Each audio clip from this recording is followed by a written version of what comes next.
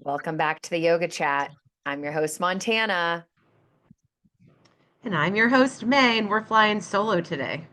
Solo. We are excited to No do this. threesomes today. Yeah, Just good old fashioned one there on one. she goes.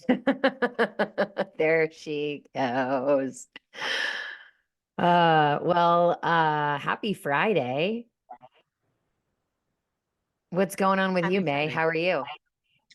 I'm good. I have braids in my hair. I'm on my new laptop because I'm fancy and I'm trying to make it big as a real estate agent. And I figured I should have the equipment necessary to do so. Yes, I good for have my you. warm coffee. I'm sitting in Maya's room because now that I have a laptop, I need to be at a desk. And she's got the only desk in the house. So I'm in her bedroom looking out the window. And yeah, I'm here. What about you? How's your day? Good. You've been up since like 5 a.m., haven't you? Four. Didn't you teach Yes, early today? I did. I got up at 4. I taught 6 a.m. I took the 7:30 because why not? And then I taught at Yoga Flow at 9 a.m. And then I came home and I walked my dogs. And before we got on this, I was like, I'm going to take a little nap. And then I just got busy with random things. So I'm going to take a nap after this. Good idea. Yes. Do you have anything going on for the rest of the day, or can you just chill until we have YTT later? I have things that I could do, but I'm going to let myself just chill. Otherwise, it's going to be like a 5, 6, 7, 8, 9. That's 12, 13, 14, 15. It's going to be like an 18-hour day. A So, very, very long day. Yeah, agreed. but Nap is something you should do. yes, I actually, it's the second time this week that I taught a 6 a.m., took a 7:30, and then taught a 9 a.m. because I was subbing a bunch this week. And it actually, like, I don't know how I'm going to feel at 4 o'clock, but to have done that much movement before 10:30, it's like kind of, I don't even know the word, hard to believe. It's a lot. Today, when I was teaching, the 6 a.m. class was sculpt, and we were in the last block. And I kind of, when you teach sculpt, when you kind of just like black out and you're just so in the moment that Hmm. you just forget where you are in the Yeah. best way. So I was like, you guys, I'm going to be honest with you. I don't even remember what we were doing. And I was like, but for a second there, I forgot that it's not even 7 a.m. I was like, where am I? Oh, right. I'm subbing. Oh, it's 6:40 a.m. So that was fun. The people who take 6 a.m. sculpt are a special kind of human. Like power at 6 a.m. is fine, maybe just because like I feel comfortable with power, but like I have never, and I don't think I will ever take a 6 a.m. sculpt. It's a lot. The mental prep that you need to even go to sculpt in general is one thing, but then like to first thing in the morning, just know you're immediately gonna get annihilated. Yeah. Those people are special, and if you're listening, God bless you. There was Kathy, if a, you're listening, God bless you because for you teach teaching it at every 6 a.m. week. sculpt like you're a cheerleader. Truly. There was a girl, a lady, not a girl, a woman who walked in and I was like, "Hi, good morning. How are you?" And she had her hood on and she goes, "Ready to die." I was like, "Yep. Yeah, it is 5:50 a.m. So Ready to die. ready to die." I was like, "All right, well, Love I that. guess that's You're the awesome. energy you guys are looking for, so I will give you that energy." It was a lot of fun. It is. I don't think you attend a Kathy sculpt at 6 a.m. without that energy. Like Yeah, you can't show up unless you're expecting that energy.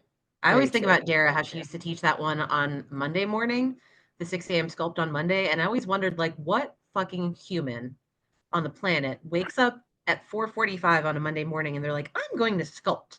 Like, who are you? And what are you taking? What are you on? And like, can you just tell us and share? Because I can't ever imagine voluntarily getting up on a Monday morning and starting my day that way. And like the people that do it are just a different kind of person. And I'm very proud of them. I feel that way honestly about 6 a.m. in general. I don't dislike teaching them, but I don't think I would ever set my alarm that early and show up if I'm not getting paid.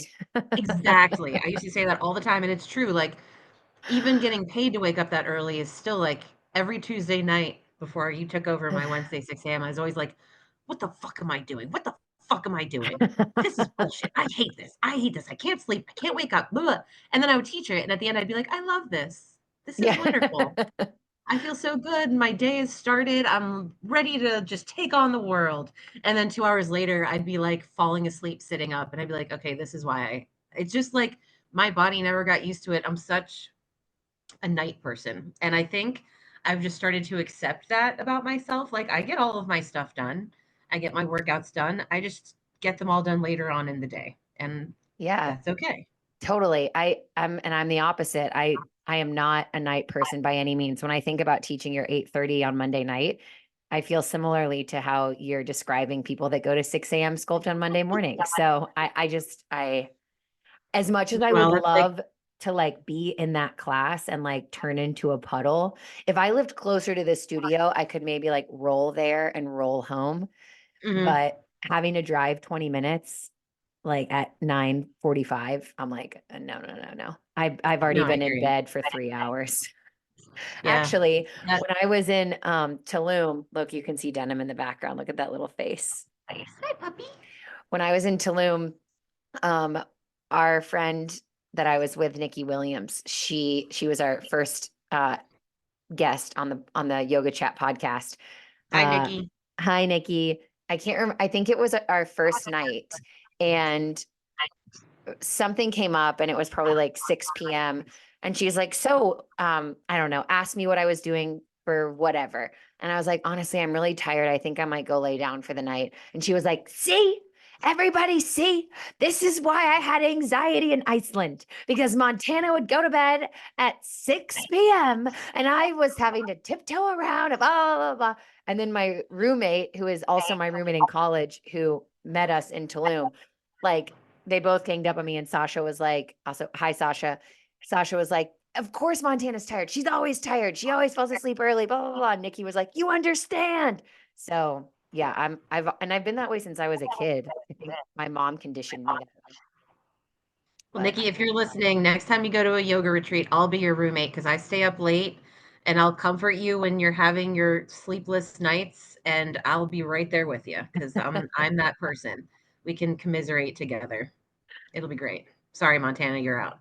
it's okay. I'll be sleeping and I'll see you guys in the morning and Yeah, you're like, I don't give a I'll shit. drink I'll be sleeping coffee with you. peacefully without you weirdos, with no one Oh my pacing around gosh. bothering me. Yeah. Uh, so today, May and I thought we'd come on and just do a little quickie, a one-on-one Just the two of quickie. us, no threesomes, just a Yeah. one-on-one quickie. And answer a question. So we reached out to all of our Instagram followers, and said, "Hey, we're running solo this week. So if anyone has any questions, or has any topics you'd like for us to discuss, let us know, and we'd love to chat about them." So we thought that we'd pick one of those and kind of just talk about it. So this is from an amazing little lady that we work with at Yoga Six South Hills. She's a wellness advisor there. Her name's Maddie Calender. And I'm just going to read what she sent us, and then May and I can riff and see what Gonna shoot happens. the shit. Yeah. So Maddie says, I'd love to hear about how you guys come up with different sequences. I assume there needs to be so much more knowledge on how a body moves in space, but I'll be in classes and I'm like, how the, in all caps, fuck, did we just get from point A to B? My mind is, in all caps, blown. I get intimidated thinking about coming up with my own sequences. Like, do sequences just come to you naturally or even randomly, where you're like, holy shit, I have this idea? Or is it more of a work in progress that takes a lot out of you than you'd expect? How do you get your creative juices flowing in general? Do you journal? Do other classes inspire you? Is it just personal preference? Do you have a fear that a sequence isn't going to land and you're just winging it? Being a student is obviously significantly different than teaching. So, how do you really remove yourself from the outside world and truly tap in to connect yourself to whatever class you are in front of, etc.? Hopefully, this makes sense. I'm just rambling, but honestly, Maddie, makes a lot of sense. So, I think there's a lot of It does. questions here. And um, first, I think before we dive into like her specific questions, just May, do you want to talk a little bit about your process in coming up with sequences? Um, sure. My brain is kind of chaotic, so I don't have like I don't have the capacity to sit down with a piece of paper and a pencil and just stay still and like write stuff down just out of my brain, whatever. Sometimes I'll take a class or I'll see a sequence on like Instagram, and maybe one transition or one like pose will inspire me, and then I'll kind of try to figure out a way that I can make it work in my class that would feel authentic to me. So one time I saw this girl, I think her name is Sarah White, and I think she's based in South Africa, but does these cool balance, she does these cool videos like on her balcony from her apartment, and she did this one um transition from like a curtsy lunge, but she had her arms out to a T, and she was like opening her arms out to the side and like squeezing her shoulder blades together, but it was just nothing I'd ever seen before, and I was like, oh, this is really cool and really interesting, and it inspired me to use that transition, and I just ended up building a flow around that one inspiration that made sense to me. So we ended up, I think our peak posture was extended big toe or extended tree or whatever you want to call it, whatever you Hmm. call it. But we worked from that transition, and then what I'll do is I'll keep it in my head. I'll listen to music and I'll go for a walk, and then in my head when I'm walking, I listen to my music and I just like figure out what I think would make sense, and then I go back to my mat and like try to work through it so it actually translates onto like the actual mat. Hmm. Um, and that's what I do. I go for a walk and I listen to music and I like visualize what we're going to do in my head, either with nothing or with a specific inspiration, or with I was in goddess squat one day and was like, oh, this feels really nice. Let's turn this into a weird goddess squat. And then I'll like turn it into something weird and we'll build to that. So it's not as organized as maybe some other people's processes, but it's just the way it works for me. Yeah. I think that you kind of hit on a bunch of things that Maddie asked about too. Like, um, it sounds like at least what you just explained, your initial spark comes from inspiration from someone else. I always love to get inspiration from people on Instagram as well. And then you decide from there through your own process, like how you're going to make it make sense and be authentic to you. So, Right. yeah, that's cool. My process has changed so much over the years. So, if I think back to when I first started, I was teaching a set sequence, which May and I talk a lot about how we both believe that it's so important to teach that set sequence or to teach a set sequence in the beginning because it sets the groundwork for all the other variables that you have to focus on when you're a yoga teacher. From there, I started not just getting inspiration from Instagram, but straight up copying people's uh sequences on Instagram and figuring out like watching them, doing them in my body and maybe not copying verbatim, but pretty much unless there was like one transition or like a pose that didn't make sense to me or that didn't feel good to me, I would, make it my own. And then I got to the point where I was just kind of riffing all the time and coming up with stuff on the spot. Then I did my 300 hour, and Zach Armstrong, who was one of the facilitators for that, said, "You're priding yourself on the fact that you're cool because you are coming up with stuff on the spot, but really you're probably just doing the same shit over and over again." So that humbled me and was very true and got me to a place where I started planning everything to the T. And again, similar to what I did before and similar to what May said, inspiration from any and all places, Instagram, other teachers, going to other classes, even going to other fitness classes that weren't yoga related, but like, I don't know, just getting inspired from other teachers and other instructors. And then from there, picking a peak pose and working backwards. So, like, how can I and I think we've talked about this on an episode before, or this might have been when I was on I'll Call You Right Back with Chad, but basically picking a peak pose and working backwards. So like if the peak pose is bird of paradise, like thinking about what's happening in the body, there's internal shoulder rotation.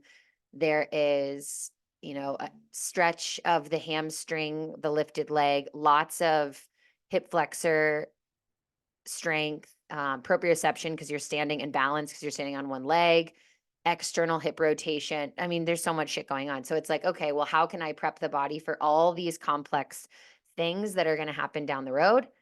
So first things first is internal shoulder rotation. Well, how can we do that in a simple way? Thread the needle, right? So I'm going to add that in the beginning of class, and then you can layer in all the ideas from there. And then very recently, I was inspired on the yoga retreat that I was just on to now it also is, it depends on the setting. So at Yoga 6, it's a lot harder, if not impossible. I would argue impossible to come and just riff it and wing it and see what happens because we're required to teach a specific format, which is amazing because it gives us the opportunity to really recognize where we're at and evaluate where we want to go and how we're going to get there. But at Yoga Flow, where I teach, there's no format and I can do whatever I want in there. So the past 2 weeks have gone into those classes and I've had a playlist and a theme, and that's all I had. And I was like, let's fucking see what happens. And shit happened. And then So yeah, I think moral of the story is there's no right or wrong way. It's just what feels good to you in the moment. And for me, I'm a Sagittarius sun. I'm obsessed with change. I've got a purple aura, according to Mystic Michaela. Um, Change is like my superpower. So that's why I don't have like a favorite season per se. I'm once the end of a season's on its way, I'm over it and I'm ready for the next one. So I think that also goes with the way that I sequence. Like I get to one when I realize I'm getting stagnant and bored as a yoga teacher, it's because it's time to change the way that I'm coming up with sequences. So yeah, yeah. that's a good way to look at it. So yeah. Um, there's so much more to just in general of the idea of like, yeah, some days I'll come up with a peak pose and I'll figure out a way to build to that. And some days, I'll come up with a peak pose I know I've done a month ago, but I'll try to figure out a whole new way to get to that because there's like a million roads to the same destination. So you could pick one peak pose and teach it every day for a week and come up with something completely different and your body would still be prepped in the same way in a million different ways. So you could really have a lot of fun with it. And when you get better at it, like over time, because when you come out with a set sequence in your heart, from your yoga teacher training, and that's what you're used to, the idea of building something fresh, like when we came to Yoga 6 and I learned that we build to a peak, like it's not an absolute, you don't have to build to a peak, but generally speaking, we like to build to a peak and we follow that format. And so coming out of having a set sequence and then having to this whole new way seemed really intimidating, but it actually for me helps me organize my thoughts better because I know Hmm. where I'm going. So if I know Hmm. where I'm going, then it's easier for me to decide how we get there rather than just having a complete blank slate where I'm just like, what do we do? Yeah. Um, Agreed. so, but yeah, but and the other question where she said just sometimes it doesn't land the way you Yeah. expect it to. Um, I tried to get out of my comfort zone like 3 weeks ago, and I don't usually teach any arm balances or anything like that just because like I don't feel comfortable in them, and I feel like, I'd rather teach what I feel comfortable with so I can have a strong class. But I tried to try something new, and it wasn't a complete disaster, but it was. And like it just I had it all on paper and like on paper it looked perfect. And so that was like my process. I didn't follow the same process. I just had it set in my heart that I wanted to try something different. So I wrote it all down on a piece of paper. I thought it through, very organized like, and then we got there and I'm sure the people in the class wouldn't feel this way, but I didn't feel like it landed the way it normally does because I didn't do it the way I normally do. And that was a lesson in getting out of your comfort zone is good sometimes, but also sometimes um, doing things the way that you usually do them is why you do them that way. And I will try again at some point And like I said, it wasn't a disaster, and every teacher in their own minds has an idea about how a class lands. And every student you ask in that class would probably feel differently about it, but I didn't feel great about how it landed. Um, and that was because I didn't, there was no like myself wasn't in it because it wasn't myself. It was something Yeah. else. It was I was trying to do something that I don't normally do. And technically it all worked, but it just didn't feel authentic to me. So I guess that's why it didn't feel right coming out. It just didn't feel like me. And I Yeah. guess that's another thing to throw into it too, is like if you feel strong in certain ways that you do things, it's okay to like do it that way. And you don't have to do wild, crazy, fun, new, exciting things all the time to keep people on their toes. You could probably do the same actual poses over and over again and even link them in a different way, and it would feel like a completely different class. So there's a lot to think about going into it. Yeah. That everything you said makes me think of two things. One, that you can create different sequences with the same peak pose. And I think so. I did this, I haven't done this in a while, but during my 300-hour, one of our assignments was to pick a peak pose that was really challenging for us, like a challenge pose that we weren't able to embody perfectly. And so I picked handstand. And then we had to think about, okay, what's happening in this pose? So core strength, wrist mobility, proprioception, and then I can't remember. There was four things that I thought about that were like key points, but um maybe like adduction of the thighs. I don't know. So then we made four sequences, each of them centered around one of those key points to build to that peak posture. So then I had four classes and I told everyone too. I was like, we're going to work to handstand for the next month. So one week I taught proprioception. The next week I taught wrist mobility. The next week we worked on core. The last week we did whatever and then finally like popped up into handstand. And the people that came consistently, ended up really enjoying it because then they got to like feel their progress of a really complex pose, which is handstand, which I can't do on my own. So, but I still taught it. And then another thing that comes to mind, which is something that you mentioned, is that there is such a fine line between um, knowing when it's appropriate and when it's necessary to step out of your comfort zone and when it's not. Because I think like what you just described was like you, from what I'm hearing, were stepping out of your comfort zone in order to like show up differently because you felt like maybe other people wanted you to or were ready for you to, but you didn't necessarily want to. Where like me, and I've done that before, don't get me wrong. The worst class I ever taught in my whole life, I pulled a sequence from a teacher off of a website and I tried to teach it and it was a disaster. So totally, I've been there. But also like then for me right now, it's like if you feel called to do something different and go out of your comfort zone, then the chances of it, like it's still going to feel uncomfortable because that's the point. But the chances of it, like totally being a disaster versus just being something new is the chances of it just being something new is higher because it's like you actually want to try something that feels uncomfortable rather than feeling like you have to because your students are bored or want something different or whatever. Because if they were bored, they wouldn't come. Yeah, they're not bored. They would stop showing up. That's a good point. Yeah.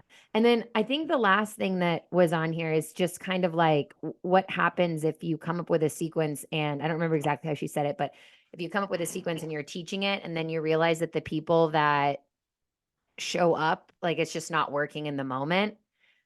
And that is just the best That's practice fun. as a yoga teacher. Yeah. That's the fun part Get on when the you're spot. so a good rule of thumb, and this is like if we're teaching, and we've talked about this, Montana and I and others, if we're teaching and you see a lot of, if you cue something and you see more than half of the class's head pop up and look at you, it means that whatever you've said made no sense. And whatever you've said did not give them any source of comfort or direction. And then you know that you fucked up and you need to say it again, but in a different way. Or you need to get on your mat immediately and show them as well as say it.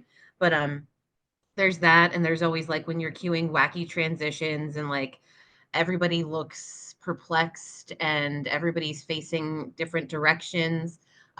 So, like, sometimes, simplicity is in yoga is a beautiful thing because Amen. simplicity can even create a wonderful experience for the most advanced student or the most regular yogi. And I think that, getting creative is super fun. And I think that students like that too. But sometimes when you get super creative, you run the risk of it getting a little wonky. Yeah. And so you have to like I teach 3 power classes a week, and the first one I teach is on a Wednesday, and the last one I teach is on a Friday. And the time I teach it on Wednesday is usually the messiest because I see how it lands on those people, and then I'm able to make adjustments for the class the day after and the day after that. And then finally by Friday, the Friday people get the best version of it because I've learned throughout the week, okay, when I cued everybody to go from goddess squat to tree pose towards the back of the room, everyone was facing a different direction. So I have to cue it differently in order for them to know exactly which direction they're supposed Yeah. to be facing. So that way they're all together. And then as you run through it a couple of times, it just gets to the point where at the end you're like, okay, this is the way. This is what I need to say to get them from point A to point B. And then, of course, there's always going to be those instances where you say exactly what you're supposed to say very clearly, and 90% of the class get there. And then, like, one or two people are just not there. And, that's okay. You just have to say something else that might land on them differently. And sometimes it never does. Yeah. And that's the thing is like, you can cue your ass off. And sometimes, people just don't want to relax their neck in a forward fold. They just Relax your keep fucking neck. just relax your fucking neck. We just talked about this in yoga teacher training. My big, huge pet peeve is when people will not relax their fucking neck in a forward fold. Just let your head hang heavy. I don't understand. I used your cue today. Let your ears float heavy by your biceps. Or just That look worked at a the little back bit. wall or look at the back wall. All of them, though, I've cued every You single one didn't because I'm work. obsessed, Yeah. and sometimes they just don't work. You still have that one It- guy who's looking directly down, his neck is out, and his hands are straight, and he's freaking out, and I'm just like, "Just bend your knees and let your head go, dude. Just fucking bend your knees and let your head May go." turned into a fire-breathing dragon of passion when we were talking about this in teacher training. I get that way about breath and language, and May got that way about relax your fucking neck Relax. I'm gonna go up to somebody in class one and day just and whisper in whisper. their ear, "Relax your fucking neck." And maybe Uh, that will do the trick, and then they'll write a bad review about me or on they'll be like, "Oh Instagram my or God, whatever. this lady told me to relax my fucking neck, and now I love yoga. And I it felt I changed felt my so life. comfortable." Yeah. Um, I just lost my train of thought. Poo. Well, um, What's your pet peeve of, like, when you're cueing a mm, pose and you see people not listening? Like, what is the one thing that, like, you really want to land and sometimes it doesn't and you're like, come on, relax your fucking neck." so, um, it used to be the triangle situation where people would put their hand on the floor and then their ass out. Yeah. But I think that at least in our at Yoga 6 and in my classes at any class that any studio I teach at consistently, like we've figured out a way to cue it so that people are in proper alignment. So that doesn't annoy me anymore, but it used to. Here, I know what it is. So when people go for a full bind and extended side angle and they're pulling their hands together, but it's totally defeating the purpose of the pose. Same with like a lizard lunge quad stretch. If they grab their ankle just to grab their ankle, but it's like, okay, that's not the intention of the pose. And when I say, so for extended side angle in the bind, I'll be like, keep your top shoulder pressing up and back without compensating in your shoulder, without rotating your chest forward. I'm screaming into my mic. Weave your right arm under your thigh, work your fingers toward or to touch. Doesn't matter if they touch. Notice if your chest is reaching toward the ground. If it is, Release the grip of your fucking fingers. Okay, so They want to I get found that bind, man. I found the one. Yeah, because if you connect your fingers, you're closer to God. You're right? better. You're better. You're better at yoga. You're enlightened. Yep. Yeah, So that's a good I point. Is found the like, one. yeah, that is it. You see, there you go. Don't take the bind if you're compromising your chest. Because the intention of the pose is to open up the side body that's facing the sky. And it's Right. not, and just like a low lizard lunge or the twisted lizard quad stretch thing, it's to stretch your quad. So if you're Right. bumping your hips back and grabbing your foot, then you're just putting pressure on your kneecap and not getting a Mhm. stretch. So It's a good reminder to anyone who is listening or wants to go to yoga or already goes to yoga. to relax your Listen to the fucking neck. way Just kidding. your teachers cue things because they're cueing you into a way that's healthy and it amplifies the purpose of the pose. Yeah. And also relax your fucking neck. And then it Like, for the also love of God, relax your fucking neck. Look at your knees or the wall behind you. Please, for the love of God, let it just go. relax your neck. It's also a good reminder, and I've heard Bradshaw Wish talk about this before too on the Funny Thing About Yoga podcast. Like, at what point are we caring too much? Because I just felt my insides get so fired up about people grabbing their fucking fingers and compensating their shoulder and chest. And it's like, well, what if it makes Bob feel really good to grab his fingers? Like, why do I Sure. care? But it's hard. It's a really fine line because knowing what the posture's purpose is, the intention of the posture's purpose, and then watching people struggle to do something that doesn't even benefit them in any way. It's like, but then it's like, okay, practice the Well, it's yoga. because it brings you back to the number one thing in yoga is just like drop the ego. Yeah, You're not yes. here because touching your fingers together in this bind is going to make you better or stronger, or you're going to go sit at your business meeting after this and brag about it. Like, nobody cares. Nobody's going to be like, wow, you got the bind in your extended side angle. Holy shit. Like, it's wonderful to get it in that natural way where you've been working towards it for a really Right. long time and you Properly. finally reach it properly, and you open your side body more and it feels really good. But like, that's the purpose, is to like over time feel your body changing in this way Yes. that's beneficial to you. And it's not like an overnight success of forcing yourself into something that's Yes. not right in your body. And I think that's like what we all do as humans. It's specific. I mean, I think specifically maybe Americans even is just like we want to go from 0 to 100 in 2 seconds, Hmm. even when we have absolutely no foundation to do so. And so that's with anything. Like, I want to lose 50 pounds in 2 weeks. I want to learn an entire second language in a month. It's just kind of like start doing things every single day in a small way. And Hmm. eventually it's going to turn into a big thing. But you can't make big things happen We're squeezing the overnight. juice here. You look Yes. like you're cracking Sorry, pepper I onto a interrupted Caesar you. salad. I didn't mean to interrupt you, but I started doing this weird hand thing and May was like, "What?" You also look like this. Ooh, interesting. So, I think that what you said is perfect, and it reminded me of a quote that I sent to the teacher trainees. And I think it'd be a great, since this is supposed to be a quickie, a great way to end this conversation. And if you listen to this episode and you like the way that we did this format, please reach out and send us questions. It can be yoga related, doesn't have to be yoga related, because May and I have a lot of fun doing these together, and they can be lick and slick. And yeah, we'd love to just answer anything or talk about any topics that you're interested in hearing about. So here's the quote: "You can't learn a new language overnight, but you can learn 2 or 3 new words each day. You can't jump instantly over a 300-foot hill, yet you can walk up one side and down the other without too much trouble.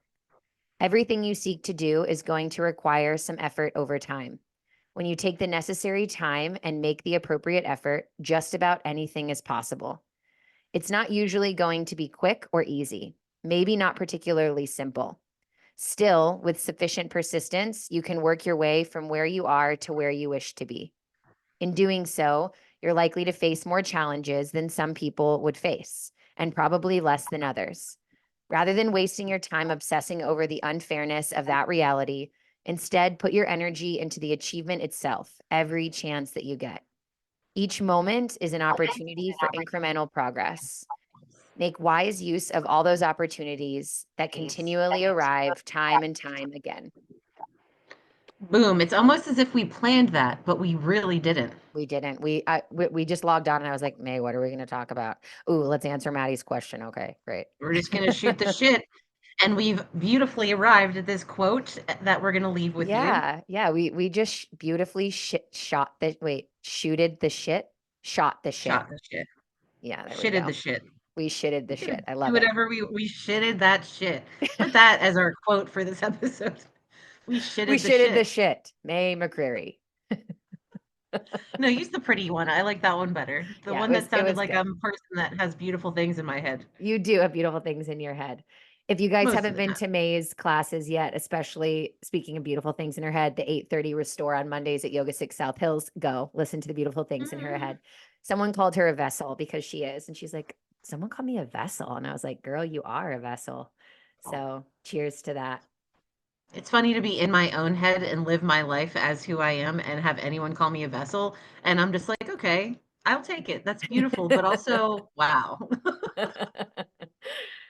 And then I like see videos of that guy who's like, relax your anus. And I was like, I couldn't relate to anything more than that guy saying that. Although I've never said it in actual class, but I probably will someday. Oh my God. If you do, I hope I'm not in the room because I will have to run out because I will pee my pants.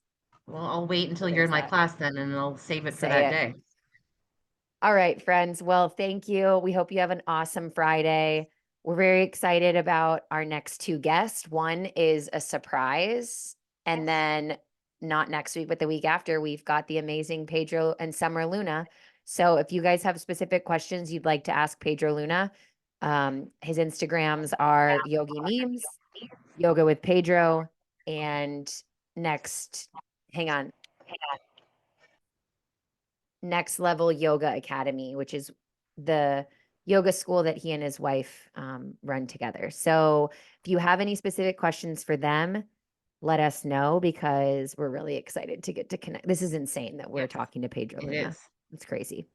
For those of you that don't know who Pedro Luna is, pull yourself out from underneath the yoga rock and figure it out. All Every right. funny yoga meme you've ever seen on the internet comes from him. Either him or his best friend. I shouldn't say his best friend, but his, coworker. They used to have the Yogi Chat podcast. I'm sorry, the Yogi Show, excuse me, podcast. And he is Yogi Brian. So if you've ever seen a funny meme, it's literally Yogi Brian or Pedro Luna. And he's going to be on the show in 2 weeks. What the hell? I don't know how we did that, but we did that. Manifestation, baby. Yep. Manifestation and farts. And farts and beautiful words every And now and then. yes, an amazing guest. All right, guys. Well, thank you so much. May, I will see you in a few hours at YTT. Peace. Namaste. Namaste. Toodaloo.